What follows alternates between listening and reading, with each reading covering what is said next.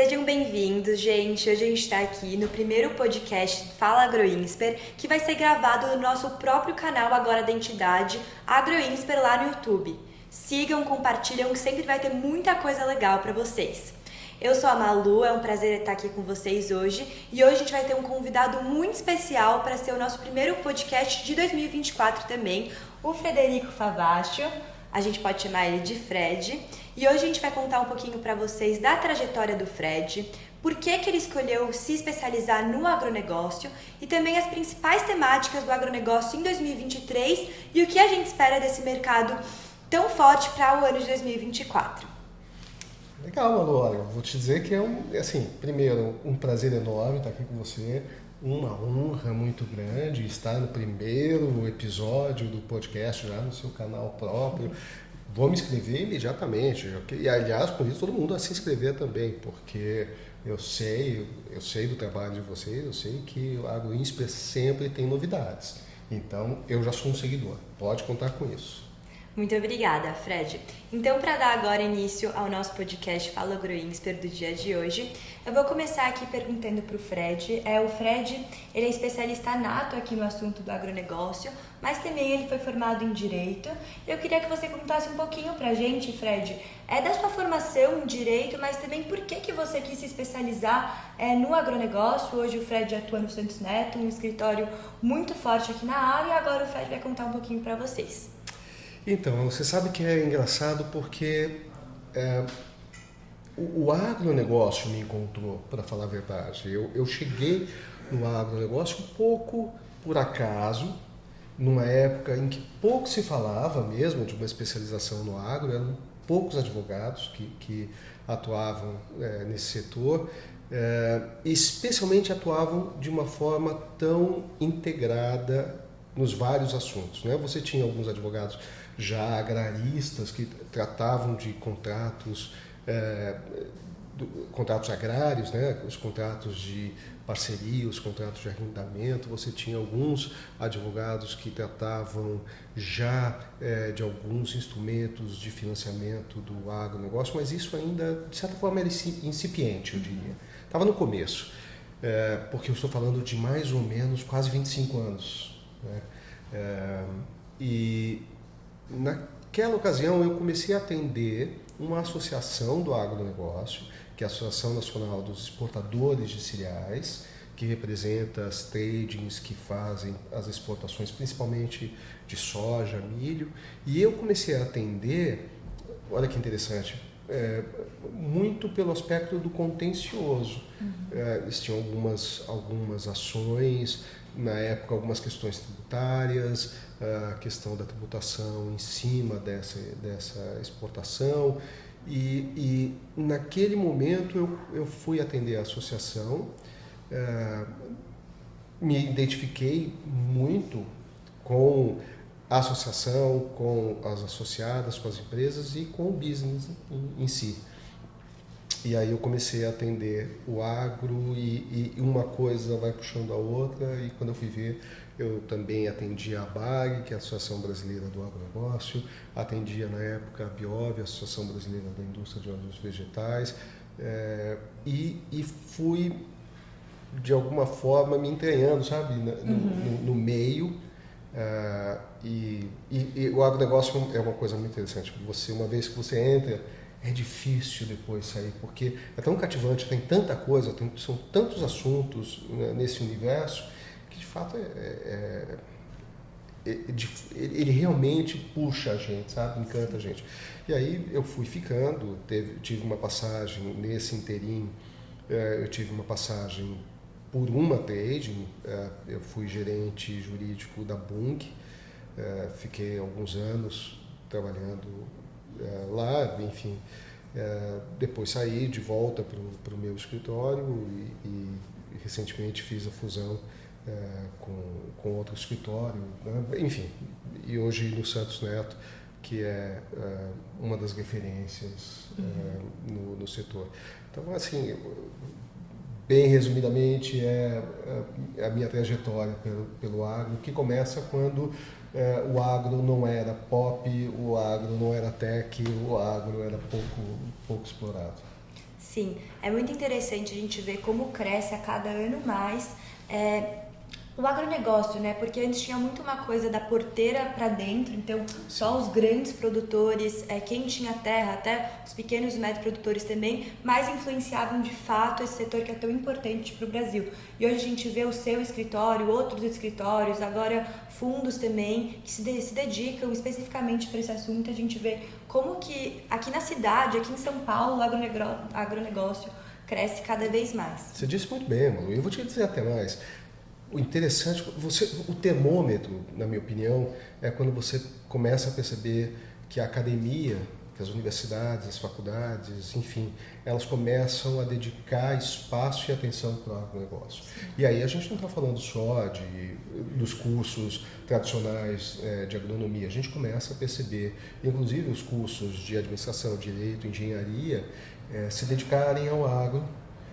E não só com uma matéria aqui ou uma matéria lá, espaço, mas uma profusão de cursos de MBA, de especializações, muitos trabalhos mesmo, teses, dissertações de mestrado, teses de doutorado voltados ao tema. E eu acho que nesse sentido o AgroInsper ele é exatamente a coroação desse processo.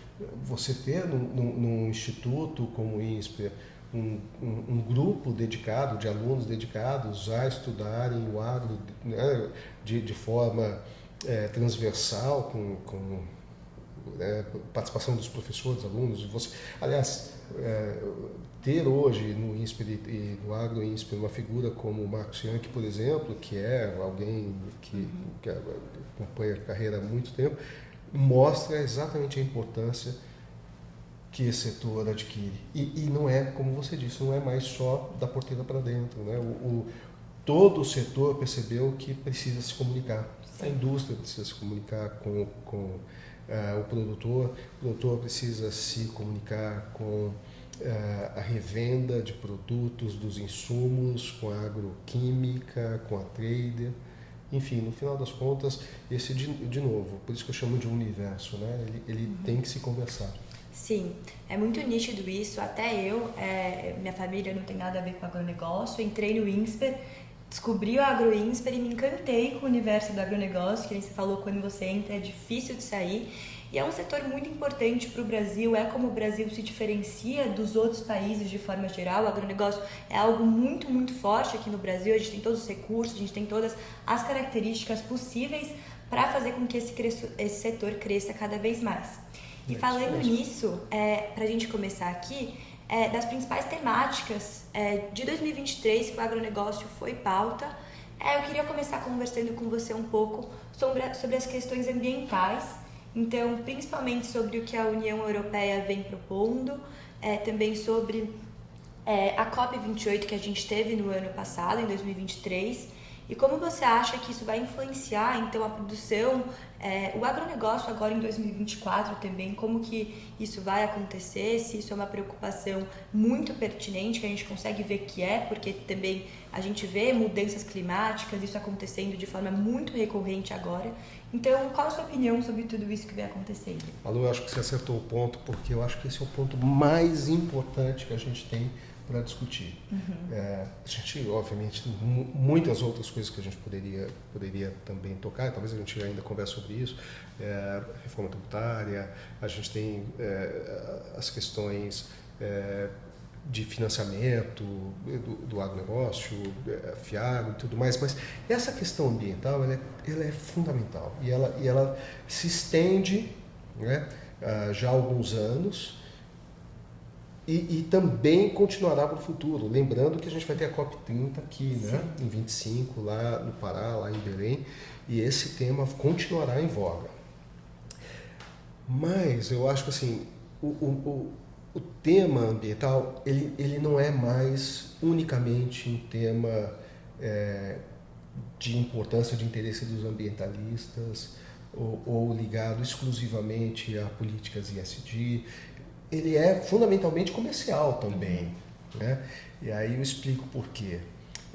Você fez muito bem em mencionar a Europa, a União Europeia. A União Europeia, o ano passado, passou um regulamento novo, né, sobre desmatamento. Sim. Esse regulamento não veio isolado, não veio do nada, ele veio dentro de uma política, dentro do chamado Green Deal, o Pacto Verde Europeu. O Pacto Verde Europeu tem várias perspectivas, tem vários desdobramentos. Um deles muito importante é a política chamada Farm to Fork, né? Então da fazenda ao prato, né? Digamos assim, ligado à questão de sustentabilidade, basicamente, incentivo à produção orgânica dentro da comunidade europeia. Paralelo a isso, então, o regulamento do desmatamento. Esse regulamento tem impacto direto para a gente. Esse é o ponto nevrálgico da coisa assim. Por quê? Olha que interessante. Ele vai dizer, esse regulamento, basicamente que não podem entrar dentro da União Europeia alguns produtos que venham de áreas desmatadas ou degradadas. Né? E quais são esses produtos? Basicamente, hoje, 5 commodities foram selecionadas. Né? A gente está falando de madeira, a gente está falando de cacau, óleo de palma, a gente está falando de soja, a gente está falando de carne e a gente está falando... Esqueci agora, Malu, você vai me perdoar, eu esqueci agora qual é o quinto... a quinta commodity, mas todas elas são exportadas pelo Brasil, então tem impacto direto. Então esse regulamento vai dizer, olha, nenhuma dessas commodities podem ser negociadas na Europa se vierem de áreas desmatadas e degradadas, mas a partir, tem um marco temporal nesse sentido.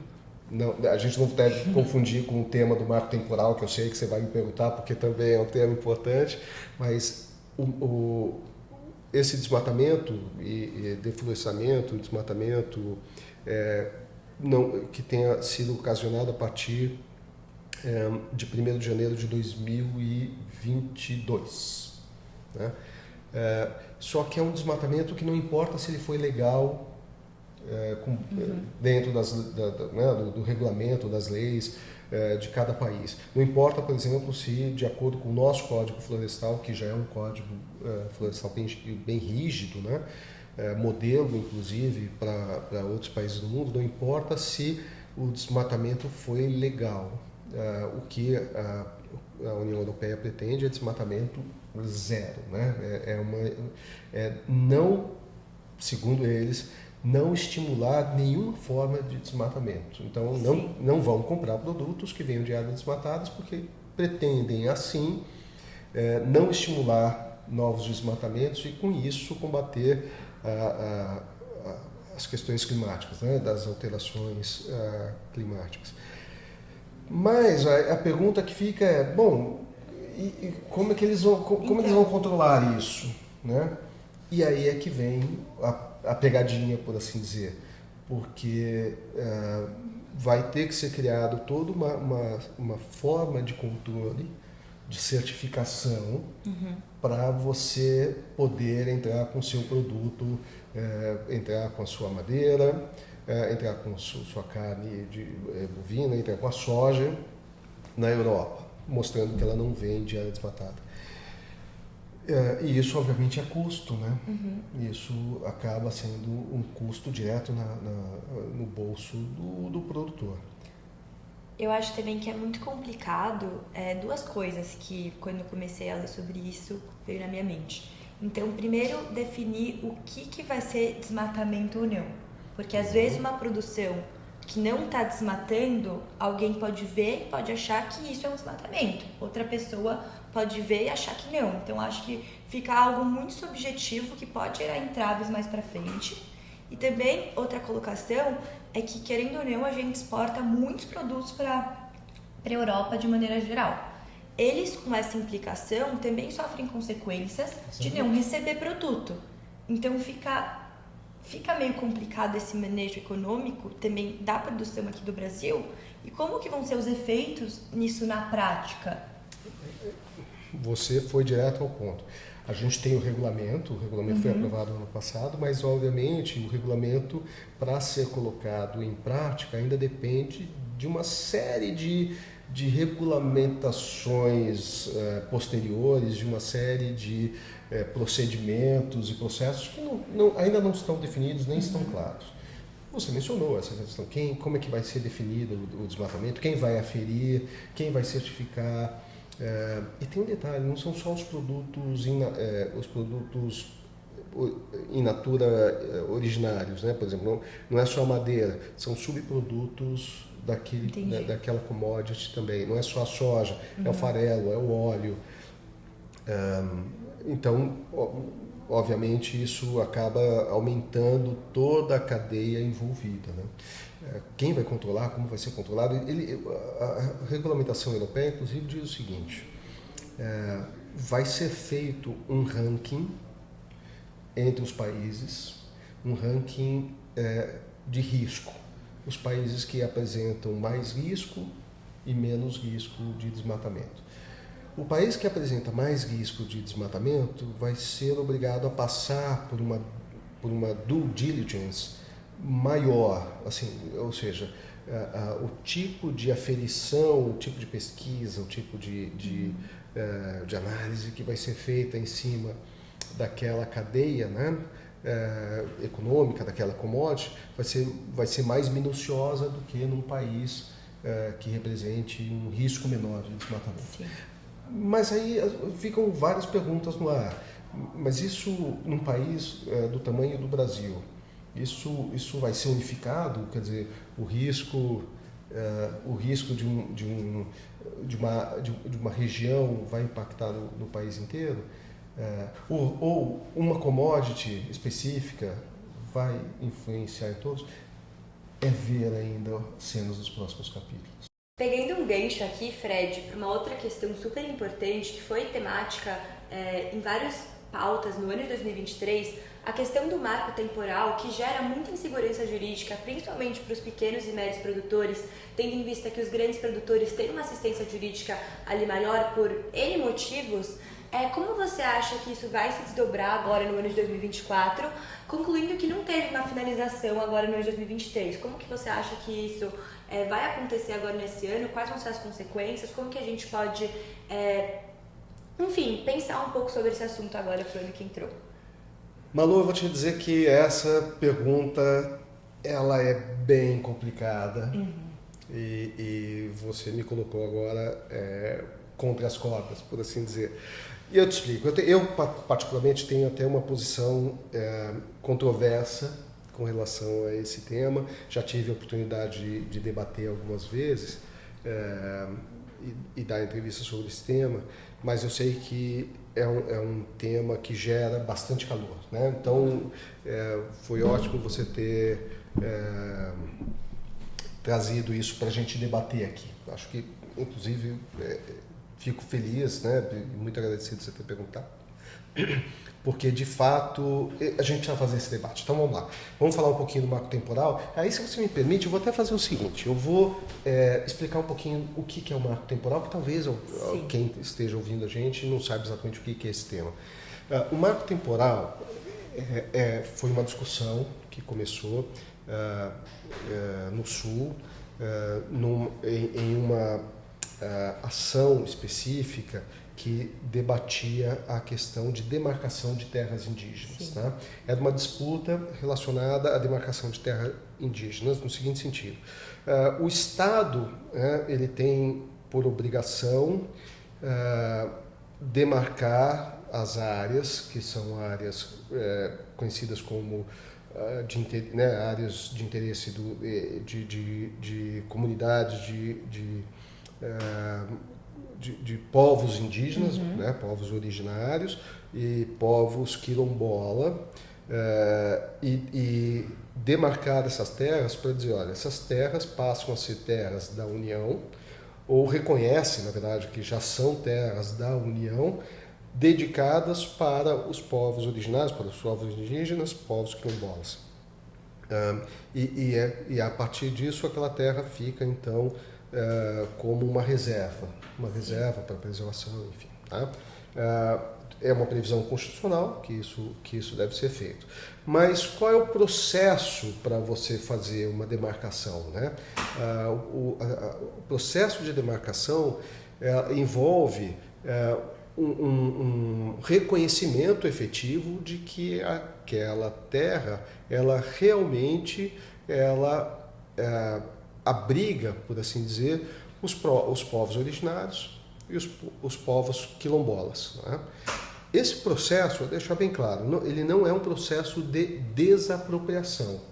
Tá? Não é um processo para retirar terras de alguém e dizer, olha, essa terra deixa de ser sua e vai agora pertencer àquela tribo indígena, sim, por assim dizer. Né? Vou colocar em termos bem populares.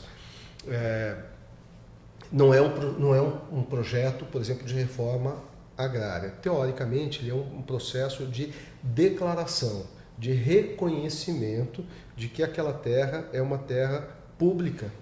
Historicamente é uma terra pública, uma terra da União, ocupada por povos quilombolas, ocupados por povos originários. Isso é importante ter esse entendimento inicial e eu já vou mostrar por que isso é importante. Então, a União, e aí através dos seus órgãos próprios, ela tem que fazer um estudo, inclusive um estudo antropológico, para realmente reconhecer que aquela terra, né, é uma terra pública, é uma terra que não pertencia, não era uma terra privada de ninguém, e que é necessária para que aquele povo, aquela cultura sobreviva. Né? Inclusive a extensão da terra vai ser determinado de acordo com as necessidades daquela comunidade que está lá. O que acontece é que na história mesmo do Brasil, né? Claro, a história do Brasil é uma história de ocupação de área que, teoricamente, em algum momento era dos povos originários. Então, mas não é isso que se discute, obviamente. Isso fica só para os memes e para as piadas. O que importa é que, claro, houve uma ocupação, houve uma aculturação dos índios, né, dos povos originários, mas algumas comunidades, elas, de fato, permaneceram. Né? Então, e permaneceram em áreas que originariamente não eram áreas que foram ocupadas pela iniciativa privada, vamos colocar assim, por fazendeiros ou o que for. Sim. Em algum momento, né, em algum momento, claro, a expansão da atividade agropecuária encontra essas áreas. Bom, e essas áreas ainda não estavam demarcadas, porque se as áreas já estivessem demarcadas, o fato da fronteira agrícola avançar nessas áreas já estaria resolvido, porque você já teria uma delimitação. O problema acontece naquela zona cinzenta em que você não tem ainda a demarcação, mas as fazendas chegaram lá. Tá? A discussão que fica é o que deve prevalecer. Aquela terra que era explorada pelos povos originários, por aquela comunidade, ou a atividade das fazendas que chegaram lá. Sim. Essa é uma discussão muito importante, muito pertinente, mas muito difícil.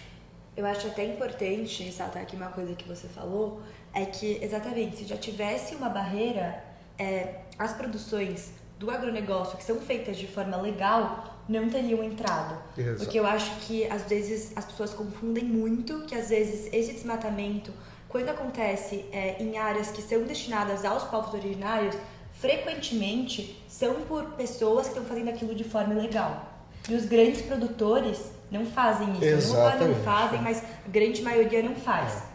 E aí a gente chega no ponto que eu queria, que era do marco temporal. Eu fiz esse, digamos assim, eu pintei esse painel histórico para a gente entender um pouquinho aonde reside o problema. Porque o Estado, obviamente, ele tem o seu tempo para poder fazer essas demarcações. Né? Como eu disse, tem que fazer um estudo antropológico, etc. Mas o agronegócio tem seu ritmo, tem sua pressa, o mercado mundial demandando cada vez mais produto, mais commodities, enfim. E aí você chega nessas zonas de intersecção entre fazendas e áreas que estão sob estudo para saber se elas vão ser demarcadas ou não.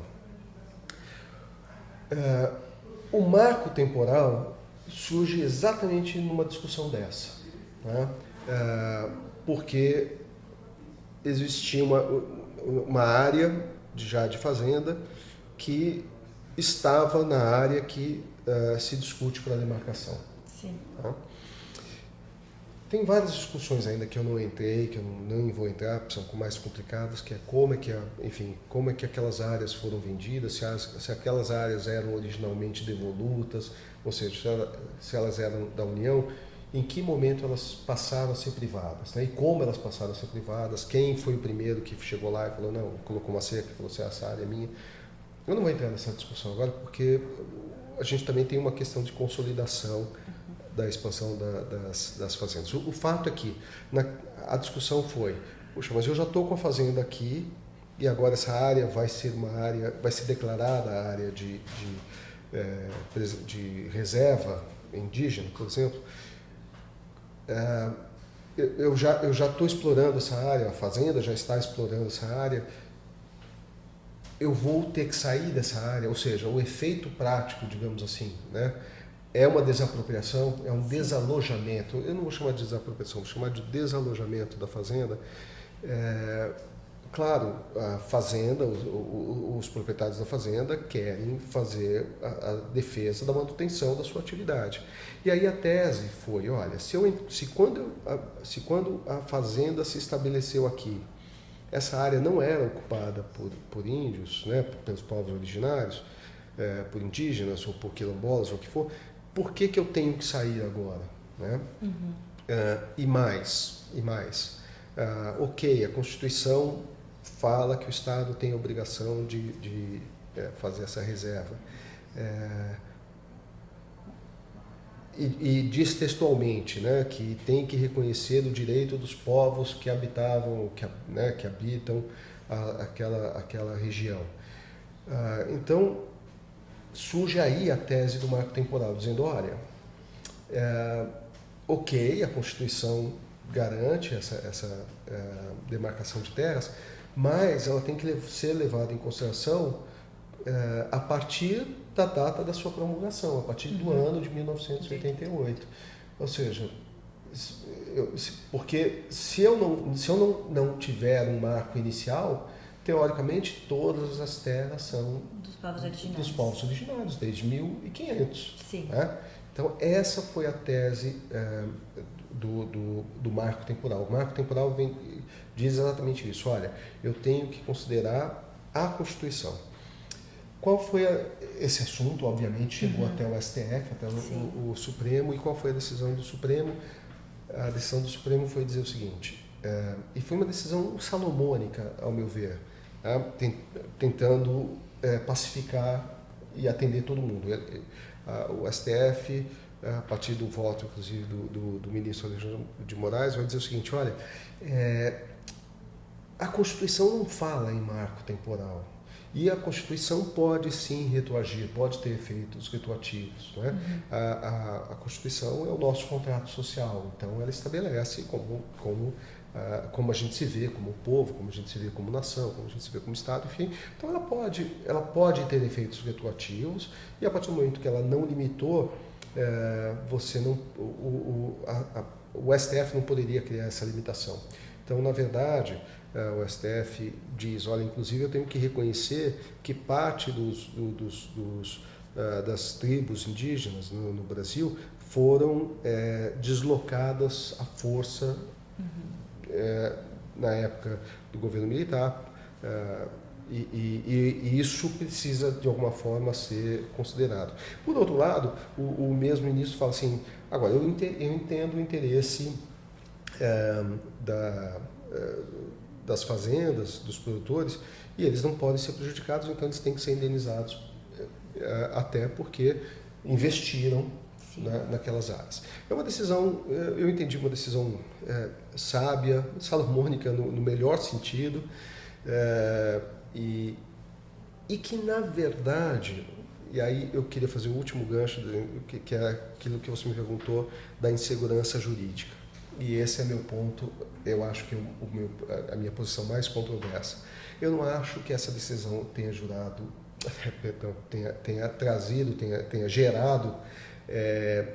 insegurança jurídica. Na minha opinião, essa decisão do STF não mudou nada.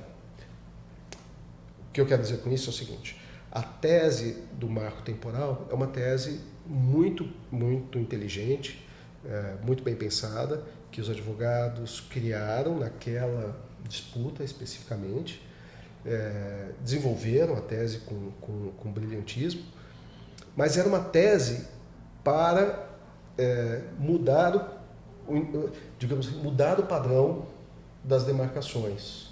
Porque, no fundo, a demarcação sempre dependeu daquele estudo antropológico, etc, etc. Se a tese tivesse prevalecido, aí a gente teria tido uma mudança regulatória importante. Como essa tese não prevaleceu, continua como era antes. Estudo antropológico, etc, etc. Então, eu não acho que a decisão em si traga uma insegurança jurídica. Tá? O que eventualmente traz insegurança jurídica é o próprio estudo antropológico, e aí talvez os estudos tenham que ser melhorados, enfim, que é uma discussão completamente diferente. Mas só para dizer onde nós estamos no ano de 2024, porque isso foi um tema muito importante em 2023, você disse muito bem, e para 2024, o que muda com relação a esse... Está resolvido esse assunto? Não está, porque quando o STF decide do jeito que ele decidiu, o Congresso, insatisfeito, diz o seguinte, olha, então nós, como Congresso Nacional, vamos passar uma lei, né, vamos editar uma lei, vamos promulgar uma lei, dizendo, né, que tem que ser aplicado o marco temporal. E essa lei, de fato, foi editada, foi promulgada com veto do presidente, mas esse veto também foi derrubado pelo mesmo Congresso, né? Dentro do seu papel de Congresso, né, de poder legislativo. Então, hoje nós temos uma lei estabelecendo o marco temporal, certo? E uma decisão do STF dizendo que o marco temporal é inconstitucional. Esse assunto continua quente e provavelmente vai voltar para o STF. Eu imagino que esse assunto vai ser judicializado de novo, vai ser levado para o STF de novo, mas agora o julgamento não é de uma tese, o julgamento é de uma lei.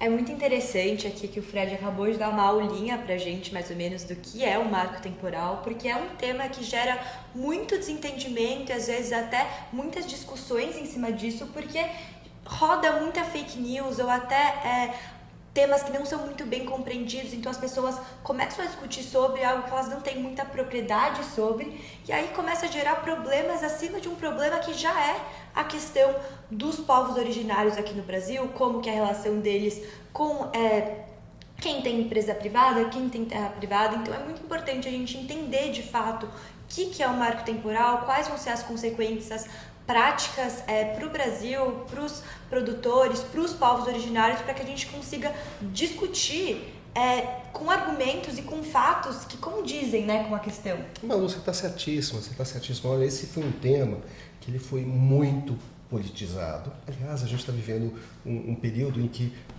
tudo vira discussão política, e uma discussão política polarizada, muito arraigada e pouco afeita à discussão, como você disse, de argumentos, né?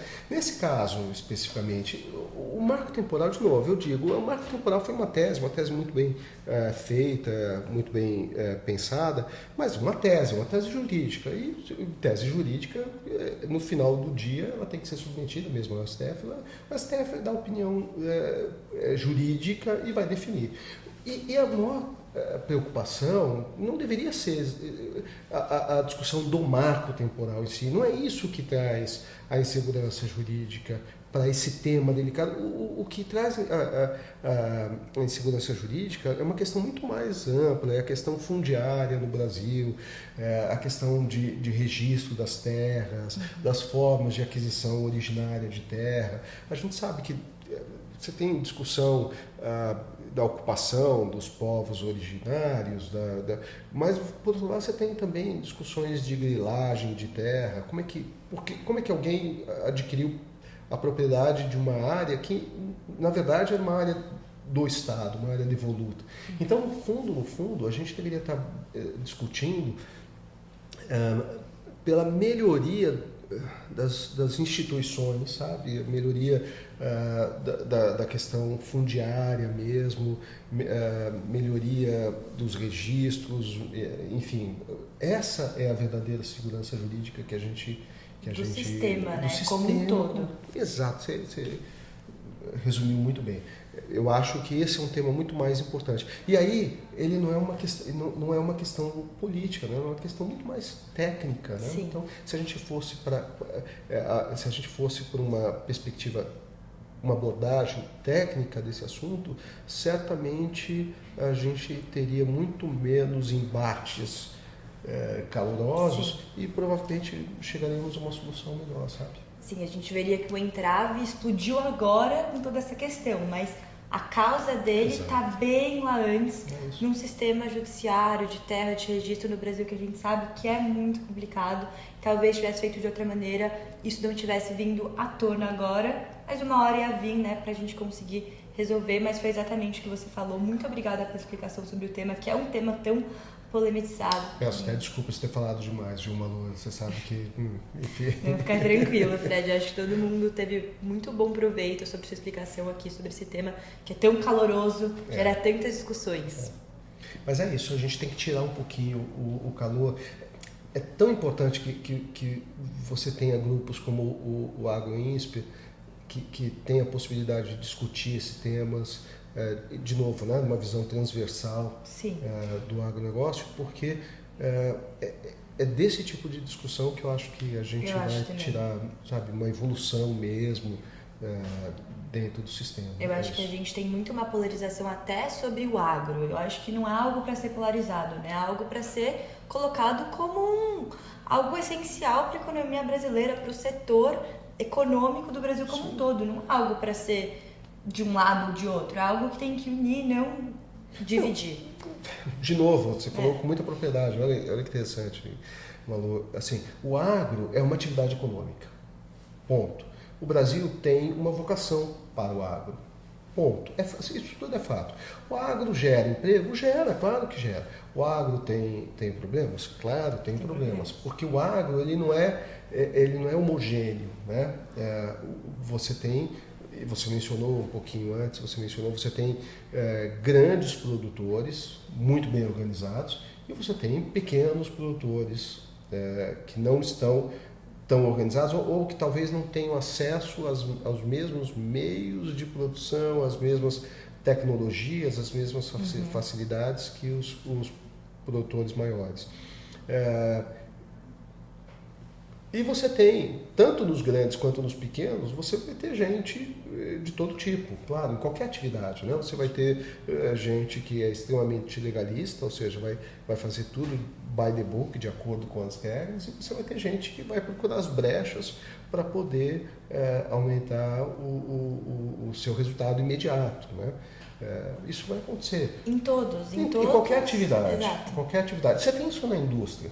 é que talvez o peso da indústria hoje no Brasil é muito menor do que o peso do agro, inclusive na nossa balança comercial. Então, o agro é mesmo, hoje, digamos assim, se por um lado é a menina dos olhos, né, da nossa economia, é também o centro de todas as atenções. Né? Sim. E aí, aquilo que a gente tem de bom vai aparecer, mas também aquilo que a gente tem a melhorar vai aparecer, não tem jeito. Eu acho que a gente fica muito exposto, que nem qualquer outro ramo da economia brasileira, a críticas, mas eu sinto às vezes que o agro é um alvo maior dessas críticas, justamente para as pessoas não entenderem também de fato como funciona. Então, por exemplo, o que eu tinha falado, desmatamento ilegal. Acontece com muita frequência, mas normalmente não é quem está fazendo, quem tem um registro, quem está ali fazendo, quem pode estar ali fazendo. São pessoas que não poderiam estar ali. Sim, e elas acabam estando ali. Eu acho que às vezes isso acaba gerando uma fama para o agro universal, que não é. Você disse, olha, Malu, estou muito feliz da gente estar tendo essa conversa aqui, porque eu vejo em você e na sua geração exatamente uma percepção muito boa da questão do agro. A gente não pode nem ser totalmente ufanista, nem totalmente crítico. A gente, obviamente, tem que olhar aquilo que é bom, mas sem fechar os olhos para aquilo que a gente tem que é criticável no processo. Sem dúvida nenhuma, a gente teve e tem questões ambientais, a gente tem questões sociais ligadas ao agro que não foram resolvidas, como a gente tem também na indústria. De novo, é uma questão de tamanho. Como o agro é muito maior, aparece e vai ter mais impactos. Mas olha que interessante, no agro a gente também tem no Brasil ganhos, inclusive ambientais, que precisam merecer o destaque internacional devido. Eu vou dar um exemplo. A técnica do Brasil de integração lavoura, pecuária e floresta. Né? Isso é fantástico e tem um impacto ambiental positivo muito grande. Plantio direto, né? O plantio que é feito nas fazendas, nas lavouras, que preserva a palha, né? Vamos colocar assim, no caso da cana, a palha, mas no caso de outras culturas, preserva o rejeito orgânico da cultura anterior, da lavoura anterior. Por que isso é tão importante? Porque isso preserva o solo, a umidade natural do solo e evita perda de carbono do solo para a atmosfera. E isso é brasileiro, essa técnica é desenvolvida aqui e ela é de fato inovadora, sabe, nos seus impactos, em todos os sentidos.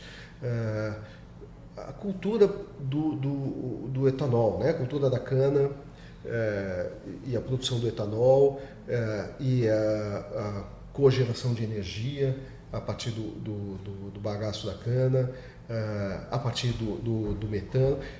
São tantas coisas que a gente tem desenvolvidas que de fato, a gente tem o que dizer em termos ambientais.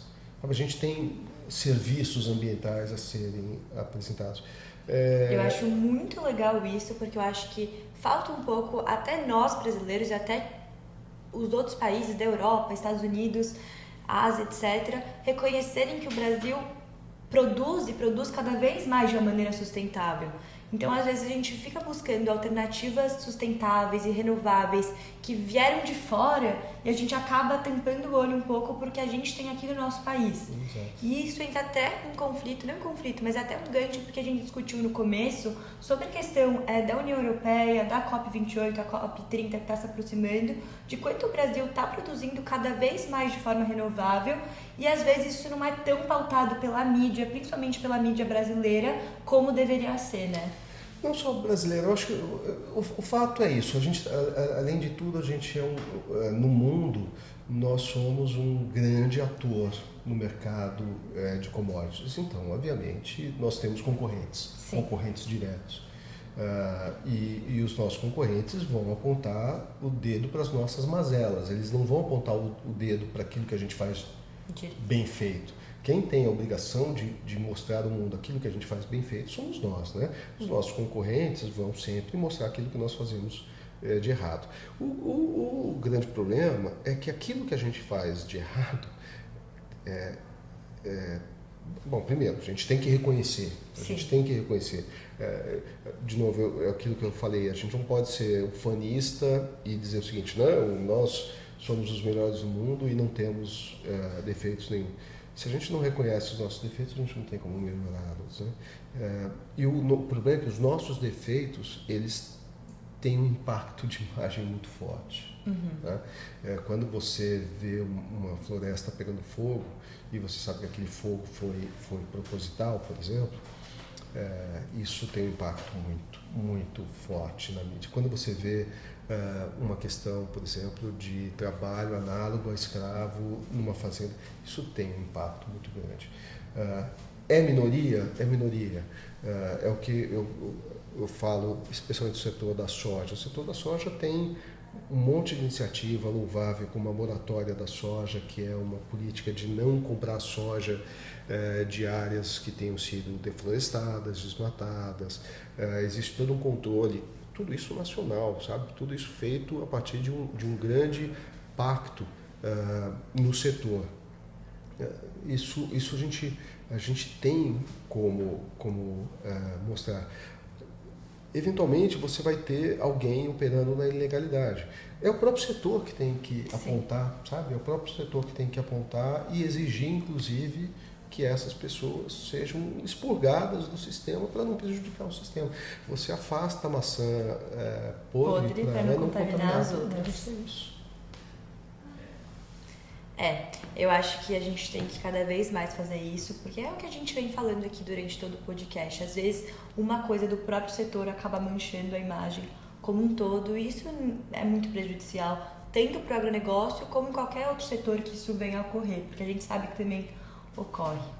Mas, agora pensando um pouco de outra temática também que a gente teve agora no ano de 2023, a gente passa rapidinho sobre isso, sobre a reforma tributária, principalmente sobre o IVA, o IBS e o ICMS.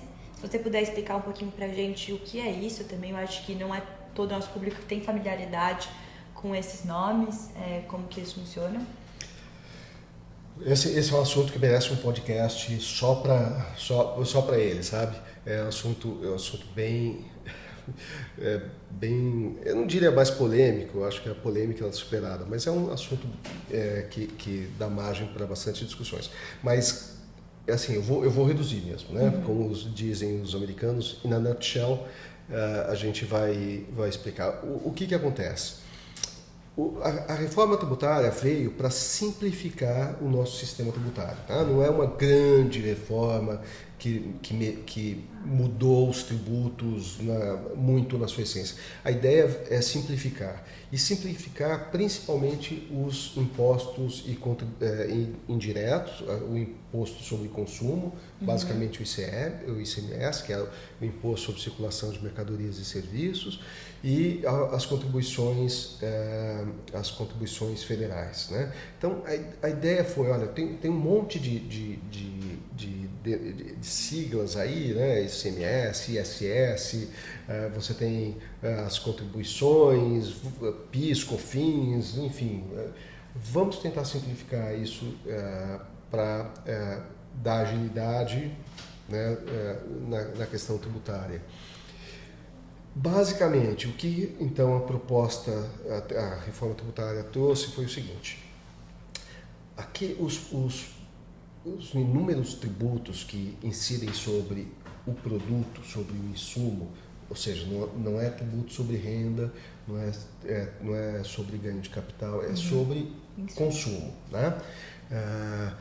Que normalmente, né, que são o ICMS, que é estadual, o IPI, que é federal, mais o PIS, COFINS, que são federais, e o Imposto sobre Serviço, que é o ISS, que é municipal. Vamos tentar reproduzir o modelo que é utilizado no restante do mundo, que é o chamado Imposto sobre Valor Agregado. O Imposto sobre Valor Agregado, o IVA, é um imposto que é cobrado em cima dos produtos, é cobrado em cima do consumo, e é um imposto que é destacado a cada transação que aquele produto faz. Quando ele vai para a fábrica, da fábrica para a loja, da loja para o consumidor, conforme o valor daquele produto vai aumentando, por isso que a gente fala de valor agregado, você destaca o imposto. E aí é fácil, todo mundo sabe o imposto que está pagando, simplifica. Então resolveram seguir mais ou menos esse modelo. Como nós temos um sistema federativo, né, o Estado, a União, as federações, os estados da federação, né, e cada um cobrando seu imposto, e isso inclusive às vezes gerando guerra fiscal entre os estados, porque um cobra menos imposto, que é para atrair mais fábricas, mais investidores, enfim. Então o que resolveram fazer? Olha, vamos simplificar tirando todo esse monte de siglas que a gente tem e vamos transformar tudo isso numa espécie de IVA, numa espécie de Imposto sobre Valor Agregado. Só que o IVA não existe no Brasil. Tá? O que existe são dois impostos, um chamado Imposto sobre Bens e Serviços, IBS, que vai ser cobrado, digamos, que na verdade é uma junção daqueles impostos estaduais, o ICMS, e o imposto municipal, que é o ISS, Imposto sobre Serviços. Aí isso virou um imposto só chamado IBS, Imposto sobre Bens e Serviços. E aquele monte de imposto federal, IPI, COFINS, PIS, ele virou o CBS, né, que é a Contribuição sobre Bens e Serviços. É tudo sobre bens e serviços, por isso que tudo termina com BS, só que um é chamado imposto, o outro chamado contribuição. Isso, aí você tem uma questão de limite de alíquota, e teoricamente isso simplifica um monte de tributos, impostos e taxas e contribuições que você tinha para dois. E teoricamente isso então torna a vida do contribuinte mais simples. Fred, muito obrigada de novo pela sua explicação sobre a reforma tributária. A gente sabe também que é um tema muito polêmico, só temas polêmicos hoje, e que gera muita discussão, então eu gostaria de saber quais são os efeitos práticos nisso no agronegócio e por que isso gera tanta discussão. Tá. O agro tem alguns aspectos importantes que são o fato de que você está falando de alimentos, em grande parte, né? Alimentos. Então, obviamente, qualquer impacto, qualquer mudança nos impostos, nos tributos em cima de alimentos, isso pode ter efeito de inflação, né? E por conta disso, que foi preservado, por exemplo, isenção em cima da cesta básica, tudo aquilo que compõe cesta básica, né? Que é para não aumentar o custo para a população, não aumentar a inflação. Ainda dentro do agronegócio tem a questão de todos os insumos que são usados pelo agronegócio, fertilizantes, todo o agroquímico, né? Os defensivos, tudo isso também impacta no preço do produto final. Quer dizer, se você paga mais caro pelo fertilizante, se você paga mais caro pelo defensivo, isso vai aumentando o custo do produtor. A produção fica mais cara. Exato, a produção fica mais cara, o produto final fica mais caro. Então, isso também foi levado ao Congresso e durante as discussões foi considerado. Então, existe uma alíquota sobre os produtos e insumos para o agronegócio, eles são inferiores às alíquotas dos outros produtos. Né? A gente está falando em até 60% do que é válido para os outros produtos. Tá? Então, assim, respondendo rapidamente a sua pergunta, o impacto da reforma sobre o agronegócio, ao meu ver, é um impacto pequeno, né? benéfico até aqui, no sentido de simplificação, e que preserva, e principalmente preserva a cesta básica, né? Então, até aqui eu acho que o setor não... claro, todo mundo sempre tem lá as suas demandas, as suas queixas, mas eu acho que o setor do agro foi contemplado, Foi sabe? contemplado. Foi contemplado. E eu acho que isso que você falou de simplificação, acho que até um ponto positivo para o nosso setor do agronegócio é que muitas empresas de fora deixavam de vir para o Brasil por causa dessa complicação tributária que era vir investir em alguma coisa aqui. Então, acho que a gente foi beneficiado, uma vez que vai ter simplificação, vai atrair mais empresas internacionais e não vai piorar, então, a questão da alimentação aqui, tendo em vista que cesta básica, não foi colocado imposto, então acho que a gente vai ser feliz nessa escolha. Eu acho que sim, eu tendo a concordar com você, Malu, tendo a concordar com você. Bom, gente, espero que vocês tenham gostado aqui do nosso primeiro podcast 2024. Fred, muito obrigada de novo por ter vindo participar aqui com a gente. Foi um prazer, uma honra ter você aqui, toda essa sabedoria que você compartilhou aqui com a gente. Prazer é todo meu, Malu. Muito pelo contrário. Para mim é uma honra e um privilégio estar aqui com vocês. Eu gosto muito. Muito obrigada, gente. Esperamos vocês no próximo vídeo do canal.